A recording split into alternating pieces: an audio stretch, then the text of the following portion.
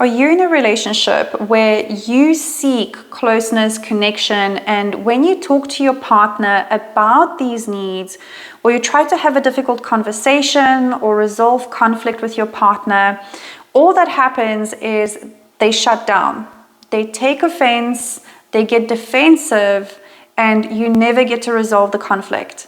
It just creates distance, coldness, and at the worst, it creates stonewalling and days of silence. If this is you, you might be in a relationship with a dismissive avoidant partner.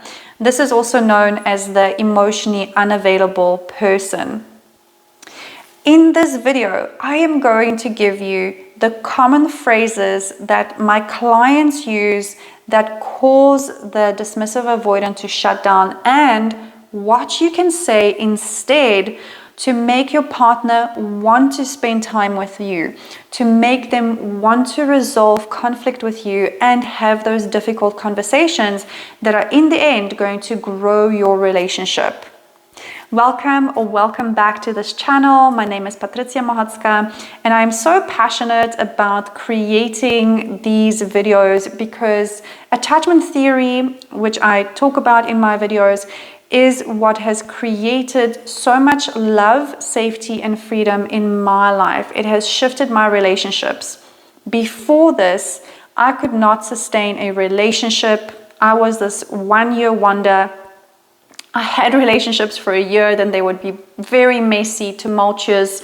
They would start off with a great spark and then get very toxic very quickly.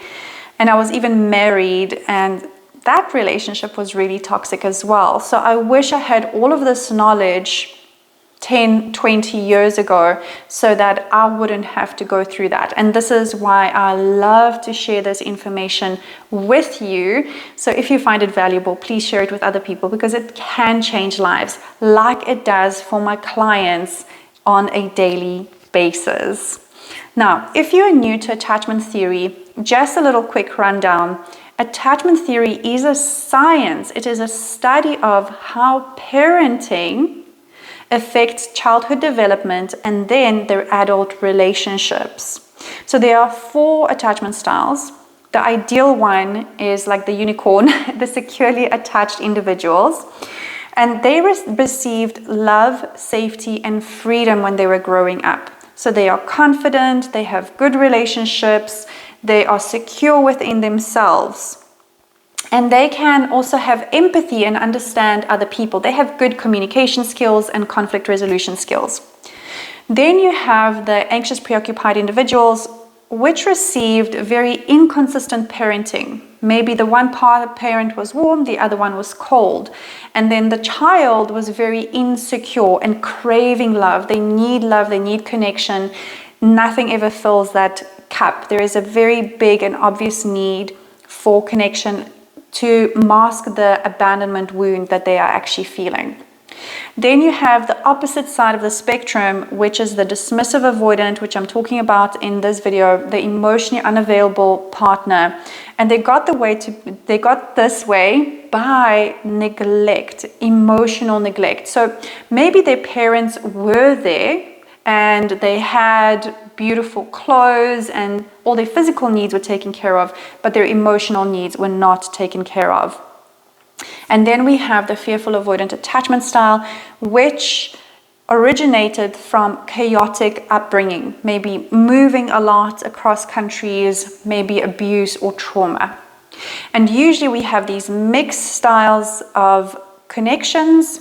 Generally on this channel, I see most people have the fearful avoidant attachment style, the chaotic one with the dismissive avoidant, but also the cat and mouse game between the anxious, preoccupied individual, the anxious partner, and the dismissive avoidant is very much pronounced in our world. So in today's video, let's get into it, and I'm going to tell you exactly the phrases that most people make. These are the mistakes that I used to make as well with my relationships, and I didn't really understand it until I've learned coaching. And I don't think that you have to learn coaching in order for you to have these tools. Okay, so when you are in a conflict with your dismissive avoidant partner, if you say this to them, they're going to shut down and stonewall. So if you don't want them to shut down, change these phrases. So instead of saying, you never care about how I feel. Okay, have you ever said that? I know I have said that so many times. If you have said that, please put it down in the comments below. This feels like an attack. This is not violent communication. This is attacking communication. It makes the person feel attacked, and that makes them pull away. The anxious partner or the fearful avoidant partner might think that if I say this, my partner understands that I have so much hurt and pain and longing for them, and for them to know me, for them to care about my feelings, for me to be considered. But it causes the opposite effect. And this is the problem with insecure attachment styles. The signal that we have inside for connection gets disturbed with how we communicate. Securely attached individuals don't have that. They know exactly how to communicate so that their partner can receive their information and want to be there for them. It is very clear. Meanwhile, on the inside, when you say, you never care about how I feel, you want them to inquire about how you feel. You want to share your experience. Maybe you want them to consider you more, but you're not saying that. Can you see how that is distorted through we feel this vulnerable emotion, but somewhere along in our lifetime we've learned that it's not good to express vulnerability because that is going to cause the other person to attack you or humiliate you, and they will have ammunition against you, right? Have you ever felt like that? Okay, so rephrase that. I'd like to share my experience with you.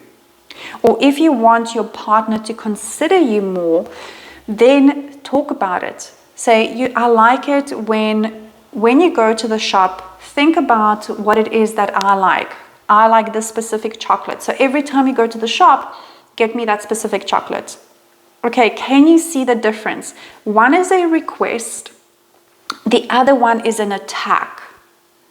Very important. Dismissive avoidants already live walled up. Okay, so that means their nervous system, when it sees another human being, they don't think, oh, friend. Okay, that's what securely attached individuals feel. They feel open, they feel relaxed, they see humans as friendly. I would say they're like the Labradors. They are very happy to see everybody. But the dismissive avoidant person sees another person as a threat. So if you're going to attack them even more, of course they're going to wall up even more. And then they will not want to contact you or spend time with you because it just doesn't feel good. They start to feel bad about themselves. Okay, so that was the first phrase. The second one is, why can't you just open up? I promise you, this puts so much pressure on them, and they have asked themselves that all the time. Dismissive avoidants have the I am defective core wound. That means they question, is there something wrong with me? Why can I not connect with people? Why cannot connect with my emotions? What is wrong with me? So the minute you say that to them, it really stabs them in that very sore, open wound already. And it puts so much pressure on them and makes them feel unseen. So instead of saying, why can't you just open up to me? Say to them, I value you and I want you to understand how you are feeling. Okay? Even if it takes you a little bit of time. And what I used to do with Matt when he was like, oh, I don't know what I'm feeling, or sometimes when I work with clients, the avoidant clients who have detached from their emotions because it is a survival mechanism, I know I've done that too. So I had to sit there and try on, so to say, my emotions and say, okay, does this feel like sadness? Okay, no. Does this feel like anger? Maybe it's a bit of frustration. Okay, I would have to go through emotions. So giving your partner that space to figure it out, instead of taking it personally that they're not opening up to you. I know Matt used to say to me, like, this is the most I've been. But I was like, but I want you to be more open, right? Because by that time, I had done a lot of emotional work and reconnecting with my emotions. And I just wanted him to be at that same level, which he wasn't. And he got there over time. But I took it so personally. And I took it that he didn't love me because he wasn't opening up. But he was opening up as much as he can be, right? And that really also hurt him. And some of these things I regret now, looking back, not knowing, right? Because I've hurt him and because I had my own wounds that I was dealing with and I wasn't aware of that. So if you want to not hurt your partner like I did and not regret it later, try to be a lot more gentle and vulnerable in your language. And that takes courage. I know it did for me. Let me know below if that takes courage for you too. Okay. When you're in conflict, the anxious partner or the fearful avoidant partner might have this pressure to, we want to resolve this right now because they need to pacify the abandonment core wound. The disconnection causes them to feel extremely uncomfortable and they just want to get through the conflict.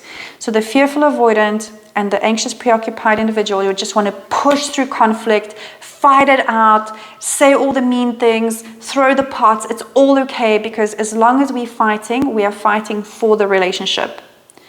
This is going to shut down your dismissive avoidant, closed.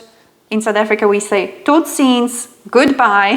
They are not going to open up. All they're going to do is, like a tortoise, get into their shell and just wait for this blizzard to pass over. They think in their mind, the more I say, the more I'm going to add fuel to fire. So I'm not going to say anything.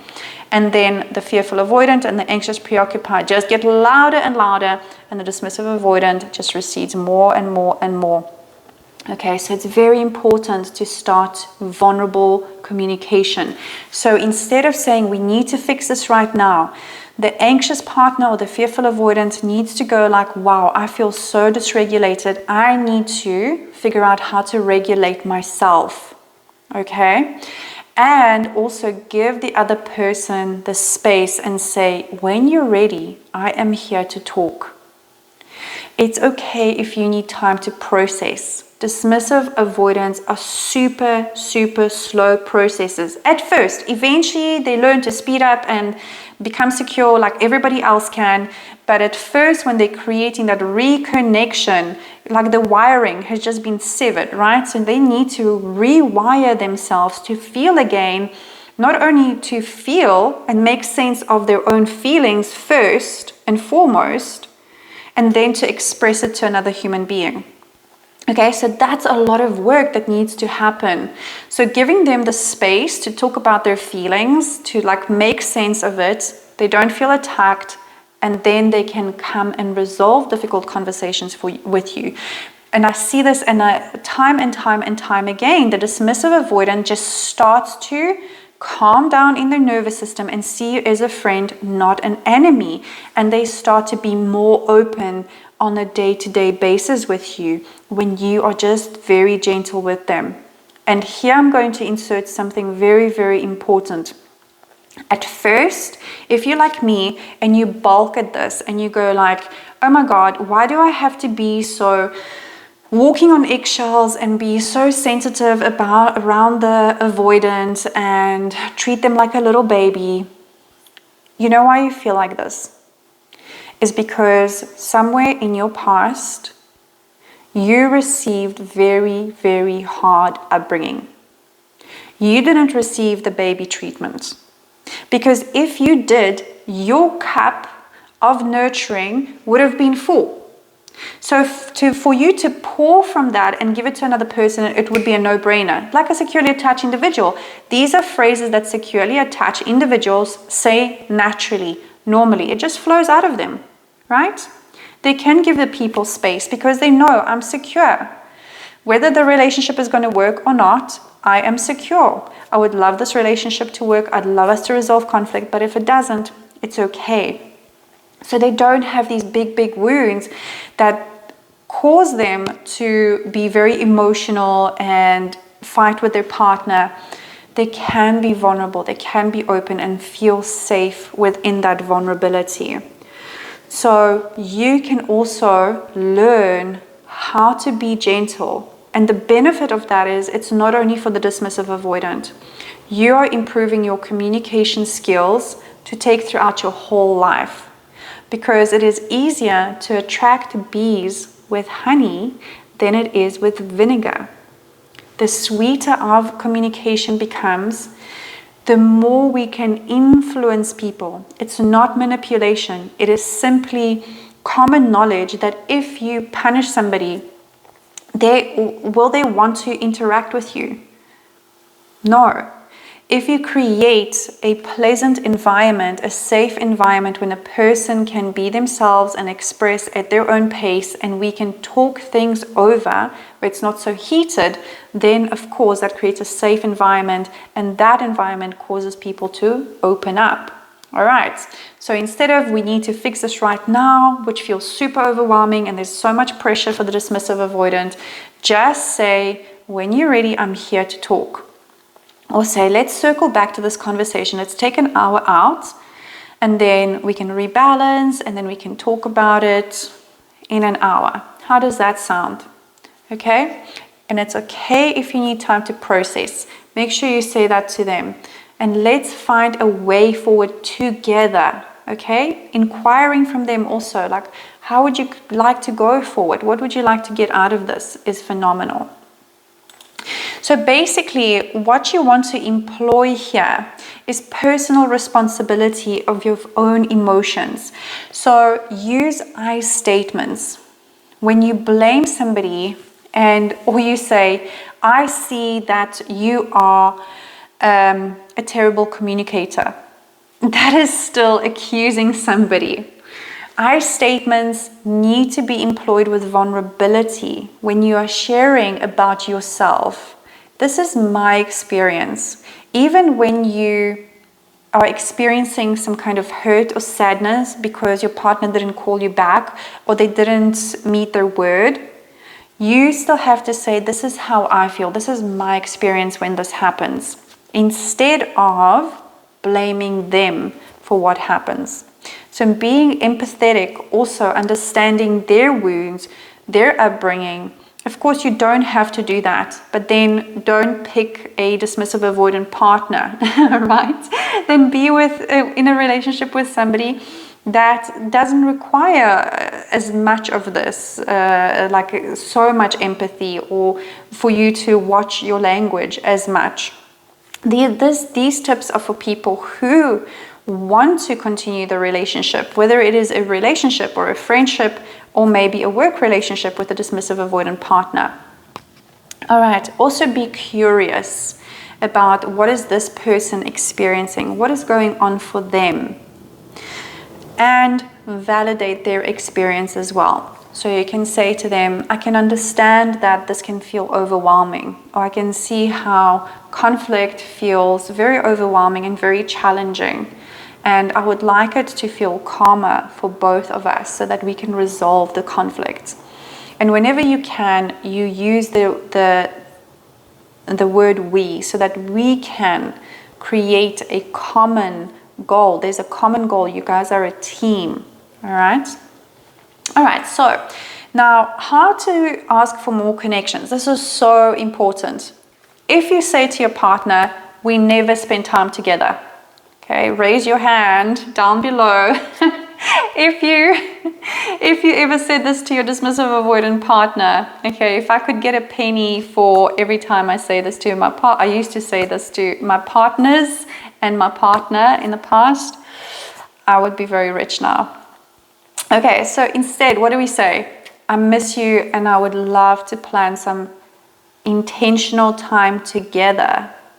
How do you feel about setting an hour every single week? Also, when you're talking to dismissive avoidance, don't just leave it vague, because they will think you want all my time all the time. Okay, if you say to them, can we get on a call for 15 minutes or 10 minutes? That is manageable. Have you ever had a person in your life that when you get on the call with them, You can't get off the call. Maybe it's your aunt, maybe it's your mom, maybe it's your dad, maybe it is your partner. They just want to talk and talk and talk. And when you say, okay, I have to go, and then they're like, okay, but blah, blah, blah, blah, blah, blah. And they're like, okay, I have to go, but they continue. All right. And it feels very overwhelming. And then the next time you don't want to call them, you put it off for a month because every time I get on this call, it's going to take me 2 hours before I can get off. This is what the dismissive avoidant partner feels when their partner doesn't give them a specific time or wants all of their time. It feels very overwhelming and it causes more distance. They don't want to engage with the partner because then they feel like, I can't have my boundaries, I can't have my me time, I don't have a say, I don't have a voice, and I will just have to appease and give people what they need. And if you're new to this concept, dismissive avoidants are people pleasers too. They appease a lot. Okay, this is why they also just isolate themselves. They have this very black and white. I'm either together with somebody and we do whatever they want to avoid conflict because they are conflict avoidant, or I'm by myself and then I can just breathe and do whatever I want. They don't know that gray area where I can also have my voice heard. So when you are aggressive with them, accusatory, they will also not feel heard or like there is no space for them to speak. All right. So instead of we never spend time together, just say, I miss you. Tell them how you feel. Create a feeling of invitation, of fondness. Tell them that they are important to you and that you want time together and maybe an hour every week or whatever. You have to talk about it. You never prioritize me. Your work is always more important than me. I know I have also said this. So what you can say instead is first acknowledge them and say, I know you work so hard and you're so good at your job, and thank you for working and providing everything for us if they do provide for you. Acknowledge that, because dismissive avoidants are very focused on survival, so they want to make sure that their income streams are sustaining them because they focus so much on autonomy. They don't really know that they can rely on other people. So they feel like I'm all alone in the world and I have to provide for myself and I have to make sure that I'm okay. So work is extremely important to them. So instead of punishing them for that, acknowledge that they are amazing, they have an amazing work ethic. And at the same time say to them, and I miss you when you're not around. I love spending time together. Can you feel the difference from you don't prioritize me, your work is more important? Okay, that is shoving. That is very, very sharp statements. When you say to the person, I love spending time with you. It feels so good. And then it brings back all the memories for them of like, yeah, it is actually very nice to spend time with them. Remember, dismissive avoidants have a negative association with relationships. Okay, from childhood, relationships didn't feel good for them. So they have to get over all of that resistance to relationships, their whole nervous system going like enemy, enemy, enemy, to take down their shields and slowly go like, oh, this person is safe. Oh, it actually does feel good in relationship. Okay, their nervous system really has to rewire for that.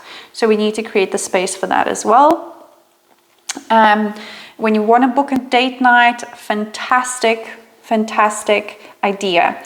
And also you have to inform your dismissive avoidants that of what quality time really means for you. Because for them, 9 times out of 10, it's going to be hanging out, watching some kind of series or whatever it is, some kind of downtime. And they think, oh, I'm filling up, we're having great quality time together. Has your avoidant ever said to you, but we've spent so much time together because you were in a common space? Like maybe one person was doing work, the other person was doing the dishes, or you were just in common space but not really interacting. For them, that is spending time together. And for them, that's like, oh, we spend so much time together, fantastic. For them, that, having you in their lives like that is obvious that they really care about you. because they don't really like bringing people into their space. But for most other people, they want interaction of some sort, right? Anxious, preoccupied individuals will most probably want some romance, romantic dinners, gestures, words of affirmation, whereas fearful avoidants will want to like study something together or experience something new together or do an activity together. So make sure that your partner also understands your love language, and if they don't like it, then, you know, slowly over time say, okay, well, how can we compromise on that? Ask them, how can we compromise on that? How can this work for both of us? Okay, another one, and this is going to be the last one. You want so much space. Clearly this relationship doesn't mean anything to you. Whew. So for a dismissive avoidant, that is going to be an attack on their personal space, and they're not going to be willing to just give that up and to let you in. They're already going to be defensive.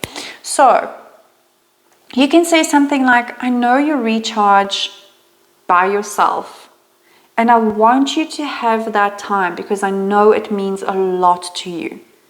Okay, immediately their defenses are like down, like, okay, I don't have to fight for my time alone. I don't have to justify myself. This person gets me. It's not that I don't like them. They're not taking it personally. It's simply that this is me time. I needed to take off my masks. I needed to regulate my nervous system. I need that time. Okay, once you empathize with the person, you show them this matters to you. I want you to have that. I care about your well-being. This relationship is not going to suffocate you and swallow you whole, because that's their biggest fear.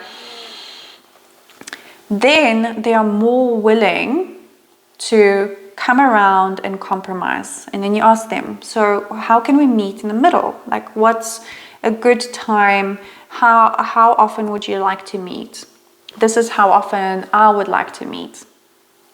And then from there, if that doesn't work for you, after you've done all of these phrases, once you've spoken to your dismissive avoidant vulnerably, not just once off, most of the time. I know it's not possible all of the time. Let's be realistic. We're not saints. We are all going to mess up. But most of the time, if you can shift your language to be more of that of invitation, of telling the person what you want instead of what you don't want, right? So, we never spend time together is telling them what you don't want. You never prioritize me is telling them what you don't want. What you want is, I'd love to spend time with you. I'd love to have a date night. I'd love to get a call on a call later tonight. I'd love to speak to you, hear about your day, or tell you my experience. Right? So the more you can include that soft, intentional, and vulnerable communication, the more your avoidant partner is going to open up. And I see this with my clients, guys, and it's absolutely incredible. In between 4 months to 6 months, the changes that they see in their relationships is revolutionary. Some people tell me that they've wanted to get a divorce, or they've wondered if their partner was a narcissist. And after a few months of coaching and changing their approach, they have a relationship that they love on all levels, whether it's intimacy, physical intimacy, emotional intimacy. They're growing and they're having a thriving relationship. So let me know what you think about this below, and I would love to spread this message worldwide. Really, I would love to spread this message that no matter what happened in our childhood, we can have a thriving life. We can have thriving relationships. It is not lost. If you had a traumatic childhood, or if you feel that you cannot, your past with your relationships hasn't been that great, it's skills. These are skills that we can learn. So please, if you think you have a few people or one friend that this resonates with, share it with them so that we can create more love, safety, and freedom in the world. And like and subscribe, and then I will see you in the next one. Big love.